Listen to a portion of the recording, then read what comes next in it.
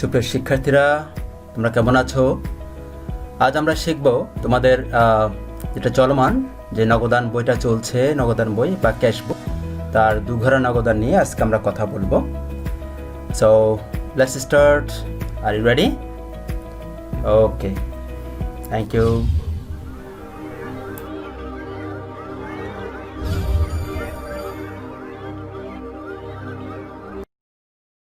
তো সুপ্রিয় শিক্ষার্থীরা, এর আগে যেটা বলছিলাম, আমাদের আজকের পাঠ তোমাদের সে অষ্টম অধ্যায়ে যে নগদান বইটা আমরা করছিলাম, সেই নগদান বইয়ের আজকে সে দুঘরা নগদান নিয়ে আমরা আলোচনা করব।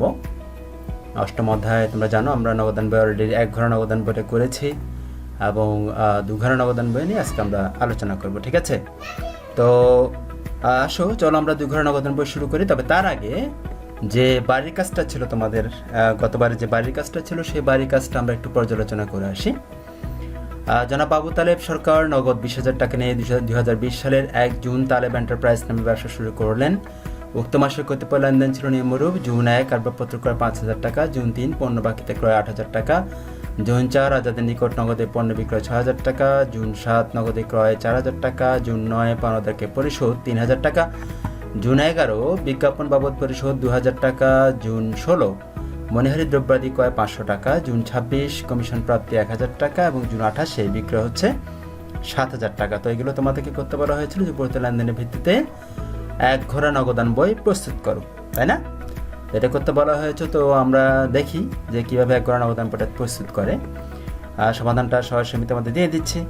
সমাধানটা হচ্ছে এই যে তালেব এন্টারপ্রাইজের এক ঘরা নগদান বই, এদিকে এক ঘরা নগদান বইয়ের ছক হচ্ছে এটা যে তারিখ, প্রাপ্তি, ভাউচার নম্বর, খতিয়ান পৃষ্ঠা, পরিমাণ টাকা, তারিখ, প্রদান, ভাউচার নম্বর, খতিয়ান পৃষ্ঠা, পরিমাণ টাকা, ঠিক আছে?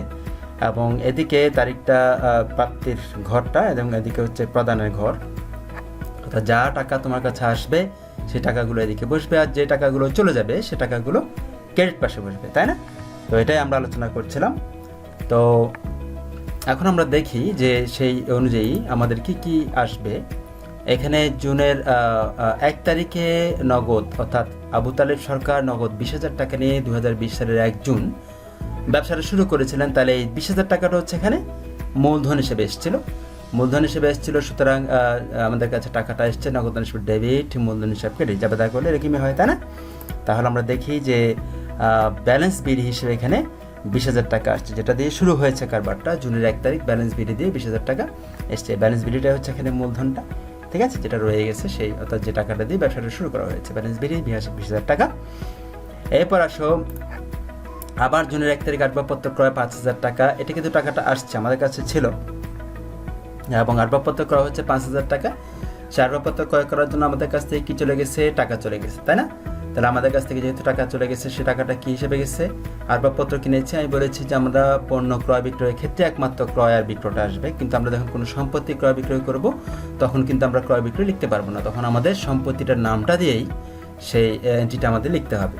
তাহলে এখানে আসবাবপত্র ক্রয়ের যাবতটা হচ্ছে অ্যাকচুয়ালি যে আসবাবপত্র হিসেবে ডেবিট, নগদান হিসেবে ক্রেডিট, অর্থাৎ আমাদের কাছ থেকে নগদ টাকা চলে গেছে এবং আসবাবপত্র নামক একটা সম্পত্তি আমাদের কাছে এসেছে। তাহলে ক্রেডিট পাশে টাকাটা যাবে, যেহেতু আমাদের কাছ থেকে টাকা চলে গেছে, এই যে টাকা চলে গেছে, ক্রেডিট পাশে টাকাটা বসলো, হিসাবের নাম হচ্ছে আসবাবপত্র হিসাব এবং জুনের 1 তারিখ। ওকে, এরপর হচ্ছে জুনের 3 তারিখ পণ্য বাকিতে ক্রয় 8,000 টাকা। ভালো করে খেয়াল করো, পণ্য বাকিতে যখন আমরা ক্রয় করব তখন এখানে কোনো, তোমরা জাবেদার আগে চিন্তা করে দেখো তাহলেই বুঝবা।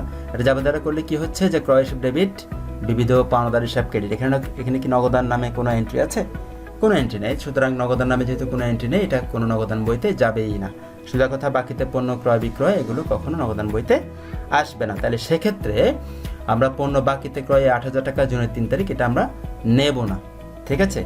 এবার আসো 4 তারিখে আজাদের নিকট নগদে পণ্য বিক্রয় 6,000 টাকা। তাহলে আজাদের নিকট যেহেতু আমরা নগদে পণ্য ক্রয় করেছি, এখানে আজাদ এখানে কোনো ফ্যাক্টর নয়, যেহেতু নগদে পণ্য বিক্রয় করেছি, আমাদের কাছে টাকা এসছে, তারা ডেবিট পাশে বসবে 6,000 টাকা এবং যেহেতু পণ্য বিক্রয় করা হয়েছে বিক্রয় হিসাব দিয়ে বসবে জুনের 4 তারিখ। আমরা দেখি যে জুনের 4 তারিখ বিক্রয় হিসাব দিয়ে 6,000 টাকা বসছে। 3 তারিখ কোনো কিন্তু লেনদেন নেই, কেননা 3 তারিখের এই যে একটা কথা আছে, উল্লেখ্য যে নগদান বইতে বাকিতে কোনো লেনদেন অন্তর্ভুক্ত হয় না বিধায় জুন 3 তারিখের লেনদেনটি অন্তর্ভুক্ত হবে না, জুন 3 তারিখে লেনদেনটা অন্তর্ভুক্ত হবে না। এরপর আসো 7 তারিখে কি হলো? নগদে ক্রয় 4,000 টাকা। যেহেতু আমরা ক্রয়টা নগদে করেছি, তাহলে এখানে কার কাছ থেকে ক্রয় করেছি, বাকিতে কার কাছ থেকে বা এই ধরনের কোনো তথ্য আমাদের প্রয়োজন হচ্ছে না, আমরা নগদেই ক্রয় করেছি। সুতরাং দাবাদার হচ্ছে ক্রয় ডেবিট, নগদান হিসাব ক্রেডিট।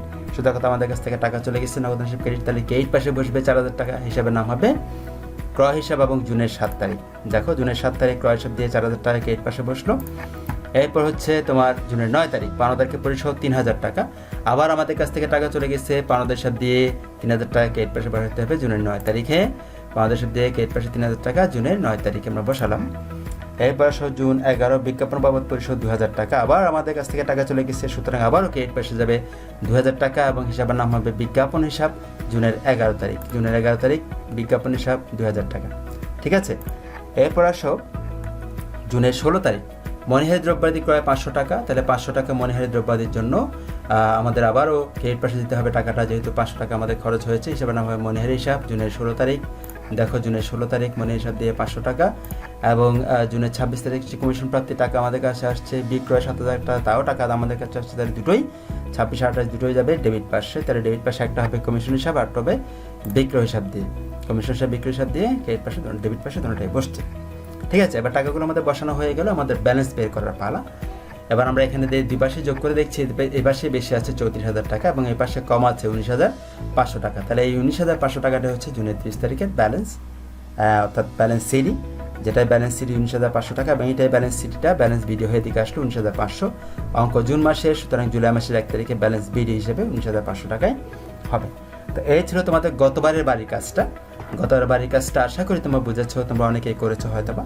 ঠিক আছে, যারা করেনি তারা এটা দেখে তোমরা করে ফেলতে পারো, এটা তোমাদের কাজ ছিল, তোমাদের সেই বইয়ের কাজও ছিল সে কারণে। আচ্ছা যাই হোক, তাহলে এই হচ্ছে তোমাদের এক ঘর নগদান বইটা। তো আজকে আমরা যেটা শিখবো, আজকে আলোচনা হচ্ছে নগদান বইয়ের সেই 2 ঘরা নগদান।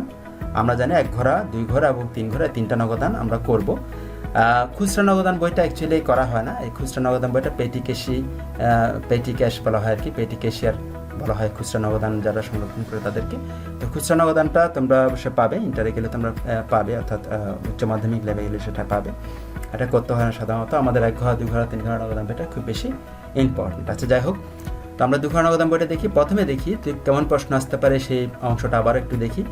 মূল প্রশ্ন হিসেবে আসতে পারে 1 ঘরা নগদান বই, 2 ঘরা নগদান বই প্রস্তুত করো, 3 ঘরা নগদান বই প্রস্তুত করো, নগদ প্রাপ্তি জাবেদা প্রস্তুত করো, নগদ প্রদান জাবেদা প্রস্তুত করো, এবং আরও কিছু প্রশ্ন জুড়ে দেওয়া প্রশ্ন হিসেবে আসতে পারে। সেটা হচ্ছে নগদান বই লিপিবদ্ধ হবে না এমন লেনদেনের পরিমাণ নির্ণয় করো, নগদান বইতে লিপিবদ্ধ হবে না এমন লেনদেনের জাবেদা দাখিলা দেখাও, ক্যাশ মেমো তৈরি করো, প্রারম্ভিক মূলধনের পরিমাণ নির্ণয় করো, অনগদ লেনদেনের অর্থের পরিমাণ নির্ণয় করো, কন্ট্রা বা বিপরীত দাখিলার পরিমাণ নির্ণয় করো, কন্ট্রা বা বিপরীত দাখিলা সমূহের জাবেদা দাখিলা দাও, ডেবিট ভাউচার তৈরি করো এবং ক্রেডিট ভাউচার তৈরি করো। এই ধরনের প্রশ্নগুলো আসতে পারে।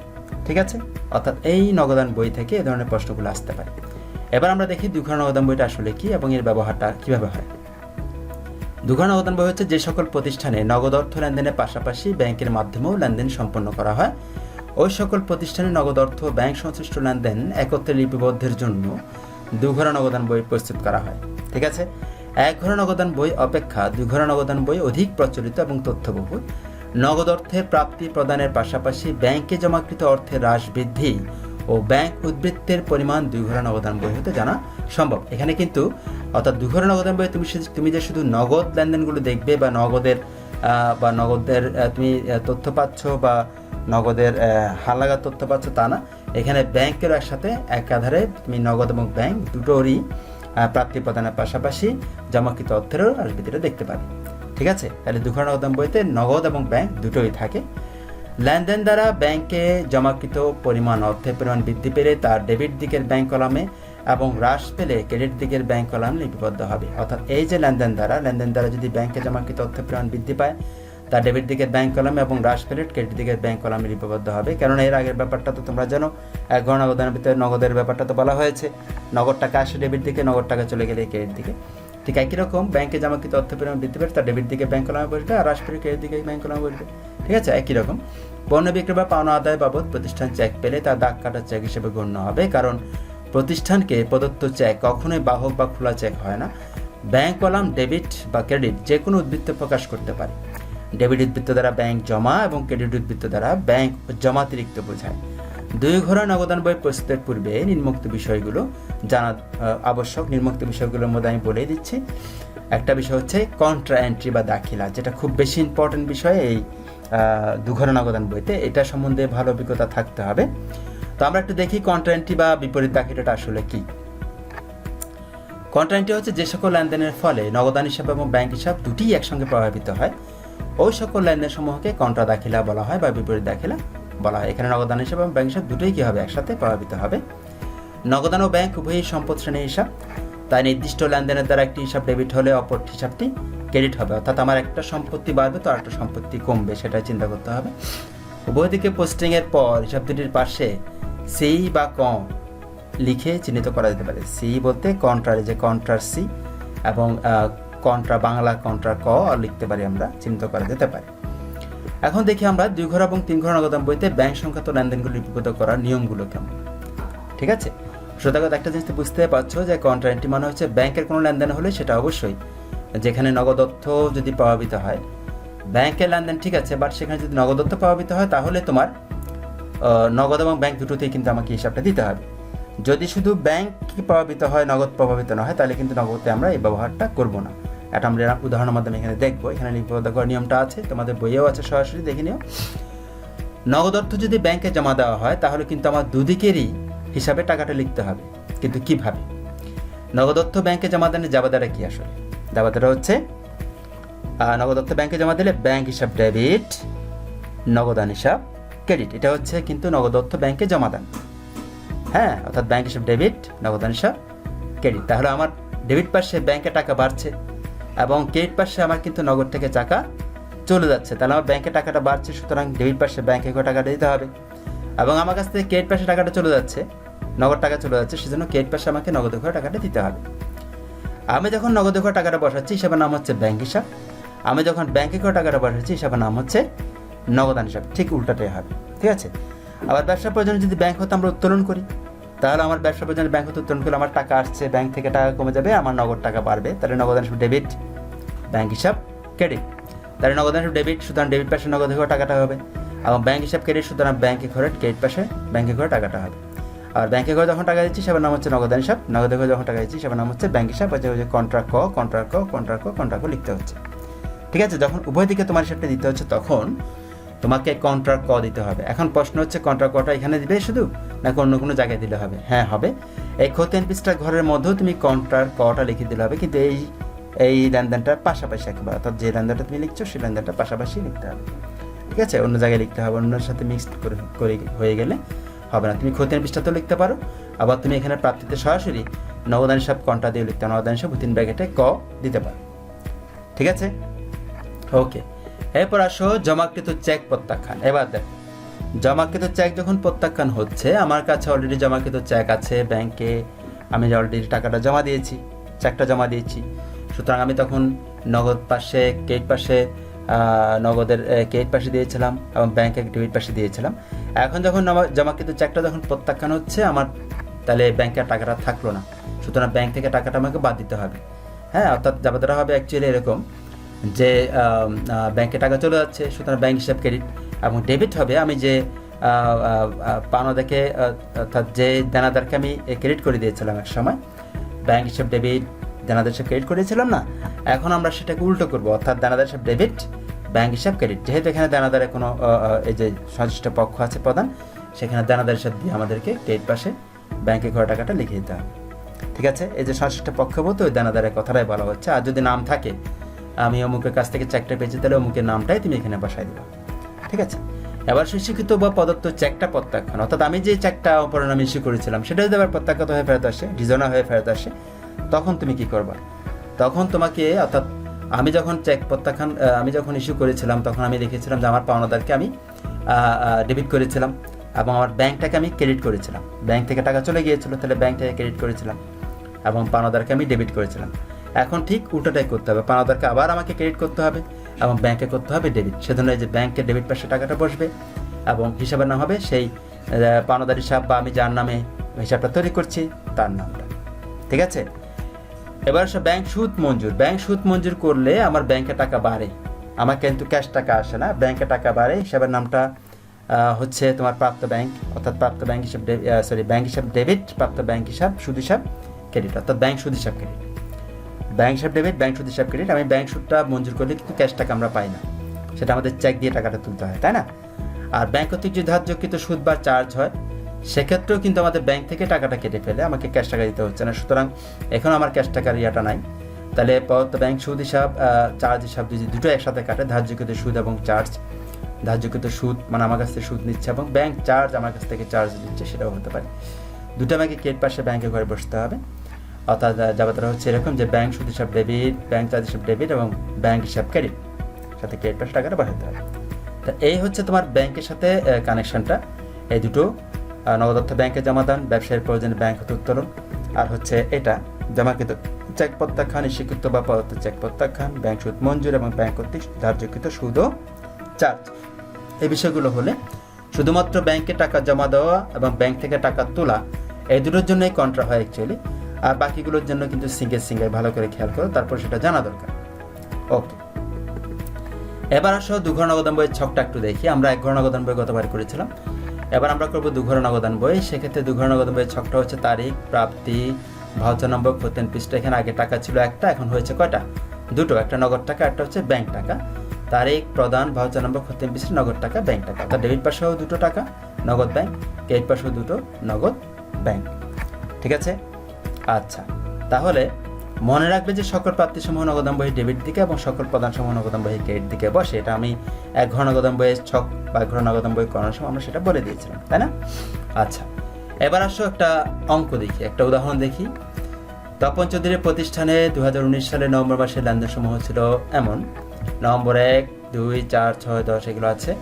নগদ উদ্বৃত্ত 5,000 টাকা, ব্যাংক জমার ডেবিট উদ্বৃত্ত 3,000 টাকা, পণ্য ক্রয় বাবদ চেক প্রদান 2,000 টাকা, দেনাদার হতে চেক প্রাপ্তি 6,000, ব্যাংক অফিসের জন্য আইপিএস ক্রয় 5,000 টাকা, পুরাতন পত্র বিক্রয় 9,000 টাকা, রাজীবের নিকট হতে বিক্রয় বাবদ চেক প্রাপ্তি 7,000 টাকা, যার সঙ্গে সঙ্গে ব্যাংকে জমাদান।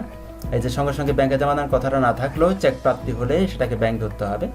ব্যক্তিগত প্রয়োজনে ব্যাংক হতে উত্তোলন 2,000 টাকা, ব্যাংক হতে উত্তোলন 5,000 টাকা, মেহজাবানের নিকট হতে নগদ প্রাপ্তি 3,000 টাকা, আনোয়ারকে দেনা বাবদ পরিশোধ 3,000 টাকা, ব্যাংক সুদ মঞ্জুর করলো 300 টাকা এবং ব্যাংক চার্জ ধার্য করলো 200 টাকা। এগুলোকে তোমার দুঘর নগদান বইতে আমাদের নিতে হবে। ঠিক আছে? তো আমরা একটু দেখি তাহলে কিভাবে করবো অঙ্কটা। দুঘর নগদান বইয়ের মাধ্যমে হিসাব সংরক্ষণ পদ্ধতিটা আমরা দেখি। তাহলে তপন চৌধুরীর দুঘর নগদান বই, ডেবিট এবং ক্রেডিট, এবং এদিকে দুটো করে ঘর আছে নগদ ব্যাংক, নগদ ব্যাংক। আমি টাকাটা লিখে নিই, নগদ টাকা ব্যাংক টাকা, নগদ টাকা ব্যাংক টাকা। তোমরা ঘর করার সময় করতে হবে। তোমাদের একটা জিনিস মাথায় রাখতে হবে, দুঘর নগদান বই বা এক ঘরা বা 3 ঘরা, এগুলো কিন্তু তোমাদের সোজাসুজি এরকম যে সোজা যে তোমাদের ইয়াটা আছে, খাতাটা আছে, সে সোজা খাতায় কিন্তু হবে না। তোমাদের খাতাটাকে ল্যান্ডস্কেপ করে নিতে হবে। ল্যান্ডস্কেপ মানে সেটাকে এভাবে করে, যেমন এই যে খাতাটা মনে করে এটা ল্যান্ডস্কেপ করা একটা খাতা, ল্যান্ডস্কেপ করে তোমাদের সেটাকে করতে হবে। ঠিক আছে? আচ্ছা, তাই দুঘর নগদান বইটা আমরা করবো। তার আগে আমরা একটু দেখি প্রশ্নটা। নভেম্বর 1-এ নগদ উদ্বৃত্ত 5,000 টাকা এবং ব্যাংক জমার ডেবিট উদ্বৃত্ত আছে 3,000 টাকা। ডেবিট উদ্বৃত্ত মানে সম্পদের কথা এখানে বলা হচ্ছে। তাহলে আমরা একটু দেখি যে টাকাটা কি 2019 নভেম্বর 1 এবং সেটা হবে ব্যালেন্স বিডি দিয়ে 5,000 টাকা, 3,000 টাকা, ব্যালেন্স বিডি দিয়ে আমাদের নগদে 5,000 টাকা এবং ব্যাংকে 3,000 টাকা লিখতে হবে।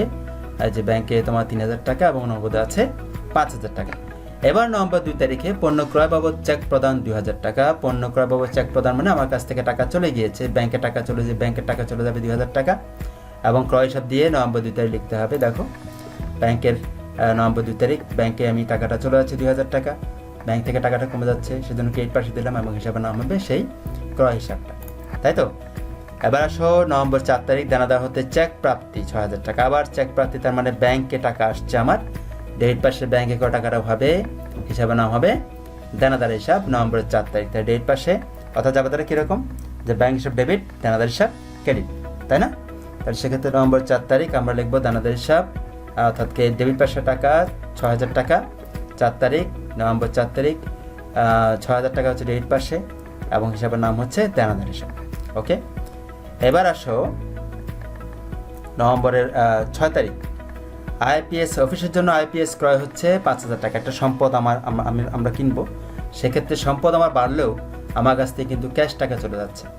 ঠিক আছে? অর্থাৎ যাবেদারটা হচ্ছে এরকম যে আইপিএস হিসাব অর্থাৎ অফিসের যন্ত্রপাতি হিসাব ডেবিট এবং অফিস সরঞ্জামও ধরতে পারো, আইপিএস একটা অফিস সরঞ্জাম হিসাবে ধরতে পারো, ডেবিট এবং নগদান হিসাব ক্রেডিট। তাহলে সেক্ষেত্রে আমার ক্রেডিট পাশে নগদে কত টাকা দেয় 5,000 টাকা, নভেম্বরের 6 তারিখ হিসাবে নাম হবে কি হিসাবের নাম হবে কি, দেখো আগে আমরা টাকাটা বসে নভেম্বর 6 তারিখ, এদিকে হচ্ছে নগদের ঘরে হচ্ছে 5,000 টাকা এবং হিসাবের নাম হচ্ছে অফিস সরঞ্জাম হিসাব।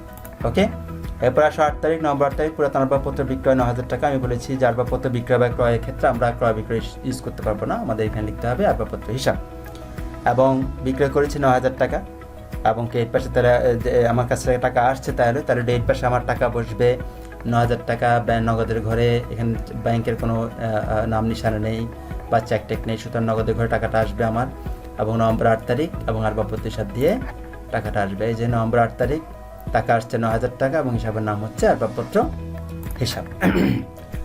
এরপর আসো 12 তারিখ, নভেম্বর 12 তারিখ হচ্ছে রাজীবের নিকট হতে বিক্রয় বাবদ চেক প্রাপ্তি 7,000 টাকা, তার সঙ্গে সঙ্গে ব্যাংকে জমা দেন। আবার আমি চেক পেয়েছি, তাহলে ব্যাংকে টাকা বাড়বে 7,000 এবং বিক্রয় বাবদ বলেছে, সুতরাং বিক্রয় হিসাব লিখবো আর এদিকে নভেম্বর 12 তারিখ লিখবো। তাহলে সেক্ষেত্রে কী হবে, সেক্ষেত্রে হবে এই যে নভেম্বর 12 তারিখ টাকা হচ্ছে 7,000 টাকা, ব্যাংকে করে চেক পেয়েছি যেহেতু, এবং হিসাবের নাম হচ্ছে বিক্রয় হিসাব। এবার সব 15 তারিখ ব্যক্তিগত প্রয়োজনে ব্যাংক হতে উত্তোলন। ব্যক্তিগত প্রয়োজন যায় ব্যাংক থেকে টাকা তুলি, অর্থাৎ মালিক যদি ব্যাংক থেকে টাকা তোলে তাহলে জাবেদাটা কি হয়, জাবেদাটা উত্তোলন হিসাব ডেবিট, ব্যাংক হিসাব ক্রেডিট। তাহলে ক্রেডিট পাশে বোঝা যাচ্ছে, তাহলে ব্যাংকে করে টাকাটা যাবে, হিসাবের নাম হবে উত্তোলন হিসাব 2,000 টাকা, নভেম্বর 15, নভেম্বর 15 2,000 টাকা এবং হিসাবের নাম হচ্ছে উত্তোলন হিসাব। ঠিক আছে, আচ্ছা। এরপর আসো 23 তারিখ, মেহজাবিনের নিকট হতে নগদ প্রাপ্তি 3,000 টাকা। আমি টাকা পেয়েছি, আমার কাছ থেকে টাকা এসেছে না 3,000 টাকা নগদ পেয়েছি। কার কাছ থেকে পেয়েছি, মেহজাবিন থেকে পেয়েছি, তাই নগদ হিসাব ডেবিট, মেহজাবিন হিসাব ক্রেডিট হচ্ছে, তাহলে নগদ হিসাব ডেবিট, তাই ডেবিট পাশে টাকাটা বসবে। নভেম্বর 20 তারিখ ডেবিট পাশে টাকাটা বসছে, হ্যাঁ। এবং এখানে একটা জিনিস খেয়াল করো, এখানে একটা জিনিস খেয়াল করো, ব্যাংক হতে যখন আমি উত্তোলন করছি, কি চলে গেছে নভেম্বর 20 তারিখ, আচ্ছা আমি ভুল হয়েছে এখানে, ব্যক্তিগত প্রয়োজন ব্যাংক হতে উত্তোলনের পরে আসো নভেম্বর 20 তারিখ ব্যাংক হতে উত্তোলন 5,000 টাকা। এই ব্যাংক হতে উত্তোলন 5,000 টাকা, এটা কি হবে, কন্ট্রান্ট হবে। আমরা 23 তারিখে চলে গিয়েছিলাম, নভেম্বর 20 তারিখ হবে ব্যাংক হতে উত্তোলন 5,000 টাকা। এই 5,000 টাকাটা হচ্ছে কি, এই 5,000 টাকাটা হচ্ছে কন্ট্রান্ট। আমাদের জাবেদাটা হচ্ছে কিরকম, ব্যাংক হতে উত্তোলনের জাবেদাটা কিরকম, যে নগদ ডেবিট, ব্যাংক হিসাব ক্রেডিট। আমার নগদ টাকা বাড়ছে আর ব্যাংক থেকে আমার টাকা কমে যাচ্ছে, সুতরাং আমার দুদিকে টাকাটা বসবে নভেম্বর 20, নভেম্বর 20। ঠিক আছে, এখন জাবেদাটা কি বলেছিলাম, যে নগদ হিসাব ডেবিট, এখানে কি বলেছিলাম, নগদ হিসাব ডেবিট এবং ব্যাংক হিসাব ক্রেডিট, তার নগদ হিসাব ডেবিট, তার ডেবিট পাশে নগদ ঘরে টাকাটা বসবে এবং ব্যাংক হিসাব ক্রেডিট, সুতরাং ক্রেডিট পাশে ব্যাংকের ঘরে টাকাটা বসবে। হিসাবের নাম কি হবে, আমি কি বলেছিলাম, ব্যাংকে যখন টাকা বসাচ্ছ হিসাবের নাম হবে নগদান হিসাব, এবং নগদের ঘরে যখন টাকা বসাচ্ছ হিসাবের নাম হচ্ছে ব্যাংক হিসাব, এবং ব্যাংকে যখন টাকা বসাচ্ছ হিসাবের নাম হবে নগদান হিসাব, উল্টোটা।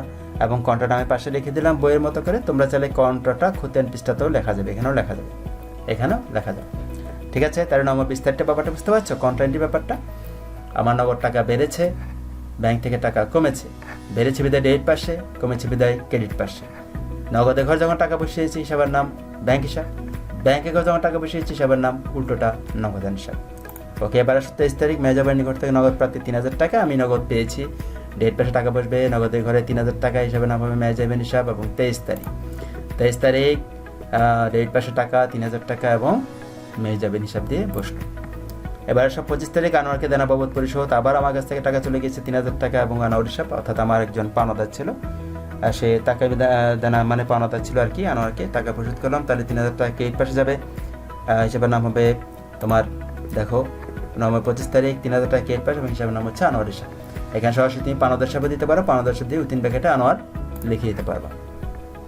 এবার নভেম্বর 28 তারিখ ব্যাংক সুদ মঞ্জুর করলো 300 টাকা, তাহলে ব্যাংকের ডেবিট পাশে টাকা বাড়ছে, ডেবিট পাশে টাকাটা বাড়ছে, অর্থাৎ ব্যাংক হিসাব ডেবিট, ব্যাংক সুদ হিসাব ক্রেডিট, জাবেদাটা হচ্ছে এরকম, ব্যাংক সুদ হিসাব, ব্যাংক হিসাব ডেবিট, তাহলে ডেবিট পাশে টাকা বসবে, হিসাবের নাম হচ্ছে ব্যাংক সুদ হিসাব, ডেবিট পাশে টাকা বসছে, হিসাবের নাম হচ্ছে ব্যাংক সুদ হিসাব। এরপর ব্যাংক চার্জ ধার্য করে 200 টাকা, আবার আমার ব্যাংক থেকে টাকা কমে যাবে, তাহলে ক্রেডিট পাশে টাকা বসবে, হিসাবের নাম হবে ব্যাংক চার্জ হিসাব, নভেম্বর 30, হ্যাঁ নভেম্বর 30 ব্যাংক হিসাবে টাকা বসলো, হিসাবের নাম হবে ব্যাংক চার্জ হিসাব। তাহলে আর কোনো এন্ট্রি আমাদের নাই, তাই না? এবার আমরা অঙ্কটাতে চলে যাই। এখানে দেখো আমরা যথাযথভাবে নগদ এবং ব্যাংকের টাকাটা বসিয়ে ফেললাম। এবার আমরা ব্যালেন্স দেখব, যেদিকে টাকা বেশি হচ্ছে সেদিকে টাকাটা আগে আমরা যোগ করে দেবো। খেয়াল করে এখানে 9 5 14, 14 5 19, 19 3 22,000 টাকা, এদিকে হচ্ছে 8,000 টাকা। তাহলে কোন দিকে বেশি, নগদের ঘরে কোন দিকে বেশি, এদিকে বেশি, তাই না? তাহলে এদিকে হচ্ছে তোমার 22,000 টাকা। ওকে, এবার দেখো 22,000 টাকাটা, অর্থাৎ যেদিকে যোগফলটা বেশি সেদিকে টাকাটা আগে বসায় ফেললাম। এদিকে ব্যাংকে দেখো 6399716 16,300, আর এদিকে হচ্ছে 22459 9,200, তাহলে এখানে কম, এদিকে বেশি, তাহলে এটাই বেশি ফেলি 16,300। ঠিক আছে, এবার যখন এই টাকাটাই বেশি, তাহলে টাকাটা দুই পাশে বসিয়ে ফেলো, এই পাশে বসিয়ে ফেলো, তাহলে 22,000 টাকা 16,300 টাকা, 22,000 টাকা 16,300 টাকা। এখন প্রশ্ন হচ্ছে আমরা তো এই পাশে বসালাম টাকাটা, এইদিকে কত টাকা কম আছে, নগদে কত টাকা কম আছে, 22,000 থেকে এখানে কত টাকা কম আছে, এটা 5 3 8, তাহলে 8,000 টাকা যদি 22,000 টাকা থেকে কমে যায় বা বিয়োগ করা যায়, তাহলে কত টাকা হয়, 14,000 টাকা। তার মানে 14,000 টাকা হচ্ছে ব্যালেন্স। এবং ঠিক একই রকমভাবে ব্যাংকেও কি, ব্যাংকেও এখানে আছে 4 5 9 9,200, 9,200 যদি বাদ দিই তাহলে থাকে 7,100 টাকা, তাহলে ব্যালেন্সটা আমরা বের করে ফেললাম। এবং এদিকে অবশ্যই তোমাদের ঘরটা বা টাকার অ্যামাউন্টটা বসানোর সময় লক্ষ্য রাখতে হবে যে আমাকে তো ব্যালেন্স বের করতে হবে। সুতরাং এই যে টাকা বরাবর টাকাটা বসিয়েছো, সেই টাকাটা বসানোর অন্তত 2 ঘর বা 2টা স্টেপ তোমাদের, যেমন এটা লাস্ট এন্ট্রি, এটা নিচে একটা স্টেপ অন্তত কমপক্ষে রাখতে হবে। এদিকে যদিও 2টা আছে, হ্যাঁ তুমি ধারণা করতে স্যার এখান থেকে দিতে পারতাম, এদিকে তো একটা ঘর আছে, তো সবসময় এদিকে ব্যালেন্স হবে নট লাইক দ্যাট, এদিকেও হতে পারে, সেজন্য এদিকেও একটা ঘর তোমাকে রাখতে হবে, তাহলে এদিকেই সর্বোচ্চ ঘরটাই রাখতে হবে, তাহলে জিনিসটা ক্লিয়ার হয়ে যাবে। তো আমরা এখন ব্যালেন্স বের করলাম 14,000, আর এদিকে হচ্ছে 7,000, অর্থাৎ নগদের ব্যালেন্স হচ্ছে 14,000, ব্যাংকের ব্যালেন্স হচ্ছে 7,100। এগুলো হচ্ছে কি ব্যালেন্স সেরি, এবং তারিখ হচ্ছে যেহেতু আমার যে মাসের অঙ্ক নভেম্বর মাসের অঙ্ক 30 দিনে হয় সেজন্য, এবং সেটা এবার ব্যালেন্স ভিডিও হয় এদিকে নামবে, এটা আমরা সরাসরি দিয়ে দিচ্ছি। এবং তারিখ হবে যে মাসের অঙ্ক সে মাসের পরের তারিখ, হ্যাঁ নভেম্বর 30-এর অঙ্ক, তো ডিসেম্বরের 1 তারিখ হবে ব্যালেন্স বেরি 14,000 এবং এই 7,100 টাকা। আশা করি 2 ঘরের নগদান বইটা বুঝেছ। 3 ঘরের নগদান বইও ঠিক একই রকমভাবে এই হিসাবগুলো হবে, তবে কিছুটা ডিফারেন্স বা হালকা পাতে ডিফারেন্স আমরা পাবো, সেক্ষেত্রে আমরা 3 ঘরের নগদান বইটা নেক্সট ক্লাস আমরা করছি। তো আজকের পাঠসংগত কোনো জিজ্ঞাসা যদি থাকে বা কোনো কিছু যদি না বুঝে থাকো, আমাকে কমেন্ট করবা, এবং অথবা 0182036212 এই নাম্বারে আমার সাথে যোগাযোগ করতে পারো। এবং পরবর্তী ক্লাসে আমরা 3 ঘর নগদান বই নিয়ে কথা বলবো, তোমরা একটু দেখে আসিও। আগামী ক্লাসে আলোচনা হবে তোমাদের অষ্টম অধ্যায় 3 ঘর নগদান বই, সবাই একটু ভালো করে দেখে আসতে আমার জন্য সুবিধা হয়, বোঝাতেও সুবিধা হবে এবং তোমরাও ঠিকমতো বুঝবে। তো আজ এ পর্যন্তই, আমরা 2 ঘর নগদান বই নিয়ে আজকে কথা বললাম, এর আগে 1 ঘর নগদান বই নিয়ে কথা বলেছিলাম, আগামী ক্লাসে আমরা 3 ঘর নগদান বই নিয়ে কথা বললে আমাদের নগদান বইয়ের পালাটা শেষে অষ্টম অধ্যায় আমরা কমপ্লিট করে ফেলতে পারবো আশা করি। তোমাদের সহযোগিতা খুব প্রয়োজন, সহযোগিতাটা হচ্ছে তোমাদের জিজ্ঞাসা দিয়ে, তোমাদের যদি কোনো কিছু জিজ্ঞাসা থাকে, তোমরা যদি কোনো কিছু না বুঝে থাকো, আমাকে প্লিজ ইনফর্ম করতে হবে, আমাকে কমেন্ট করে জানাতে পারো, আমাকে ফোন করে তোমরা জানাতে পারো। তোমাদের কমেন্টসগুলো দেখে আমি তোমাদের বোঝা না বোঝা নিয়ে হয়তো বা কনফিউশন আমার দূর হবে। তো আশা করছি তোমরা 1 ঘর নগদান বই 2 ঘর নগদান বই বুঝেছো, এবং আগামী ক্লাসে আমরা 3 ঘর নগদান বই আলোচনা করবো। সে পর্যন্ত তোমরা ভালো থেকো, সুস্থ থেকো। তোমাদের জন্য একটা বাড়ির কাজ আমি দিচ্ছি। জনাব মিজানের ব্যবসায়িক প্রতিষ্ঠানে 2016 সালের ডিসেম্বর মাসে কতিপয় লেনদেন, ডিসেম্বর হাতে নগদ 70,000, ব্যাংক জমা 2,500, পণ্য বিক্রি 19,500, মেরির নিকট পান এত টাকা, পুনঃস্ফীতি এত টাকা পাওয়া গেল, যন্ত্রপাতি অবচয় এত টাকা, ব্যাংকে জমা দেওয়া এত টাকা, 10,000 টাকা দেনা, পুনঃস্ফীতি এত টাকা পরিশোধ, হাসার নিকট থেকে প্রাপ্তি এত টাকা, ফারহার নিকট থেকে ক্রয় 20,000 টাকা, ব্যাংক চার্জ করেছে 450 টাকা, নগদান বিল লিপিবদ্ধ হবে না এমন লেনদেনের পরিমাণ নির্ণয় করে নগদ প্রাপ্তি জমা প্রস্তুত করা এবং উপযুক্ত নগদান বই প্রস্তুত করা। এখানে একটা কথা তোমাদের বলে রাখি, এখানে কিন্তু আমরা 3 ঘর নগদান বইয়ের একটা কাজ দিয়েছি, এটা জাস্ট তোমাদেরকে একটা আমি ইনফর্মটা করে দিচ্ছি। এই কারণে 3 ঘর নগদান বইয়ের একটা কাজ তোমরা এখানে দেখতে পাচ্ছ। মেরির নিকট পাওনা 15,000 টাকা, পুনঃনিষ্পত্তিতে 13,800 টাকা পাওয়া গেলে, এটা কিন্তু 3 ঘর নগদান বইয়ের কাজ। পুনঃনিষ্পত্তিতে 9,700 টাকা পাওয়া, পরিশোধ, পুনঃনিষ্পত্তিতে এত টাকা পরিশোধ, এটা কিন্তু 3 ঘর নগদান বইয়ের কাজ, কারণ এখানে বারটা রয়েছে। তো এই বিষয়টা নিয়ে আমরা আগামী ক্লাসে আলোচনা করব, সেজন্য জাস্ট তোমাদেরকে আমি সমস্যাটা তৈরি করে দিয়েছি। এটা সম্বন্ধে বই একটু তোমরা দেখতে পারো, দেখে নিতে পারো, এবং দেখে নিয়ে তোমরা যখন আমার ক্লাসটা দেখতে বসবে নেক্সট ক্লাস, তখন তোমাদের কাছে এটা ক্লিয়ার হয়ে যাবে। আমি এটার সমাধান আগামী ক্লাসে সমাধান করে দিতে গিয়েও সেটা বোঝাই ফেলবো 3 ঘর নগদান বইটা, এবং 3 ঘর নগদান বইটা আমরা আলাদা করেও শিখবো। তো ঠিক আছে, আজ এ পর্যন্তই। তোমরা এই অঙ্কটা করে নিয়ে আসবে, সে আশীর্বাদ ব্যক্ত করছি, এবং তোমরা ভালো থেকো। Thank you and see you later and tata.